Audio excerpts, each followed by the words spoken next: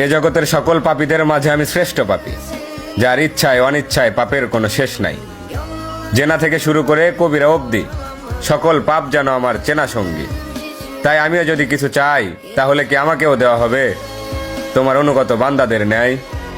কেননা আমি শুনেছি তুমি রহমান, তুমি রহিম, তুমি এমন এক আল্লাহ যার কাছে চাওয়ার মতো চাইলে নাকি ফিরিয়ে দিতে লজ্জা পাও বান্দার হাত।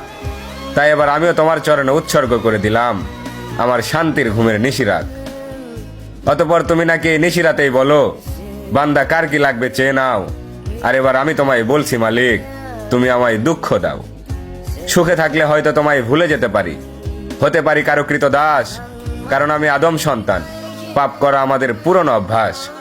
অতঃপর ইয়া রহমান, সব ভুলের ক্ষমাস্বরূপ হয়তো মরিয়ম ইবনে ঈসার মতো আমাকে উঠিয়ে নাও, নয়তো ওমর ইবনে খাত্তাবের মতো খাঁটি হেদায়েত দিয়ে দাও।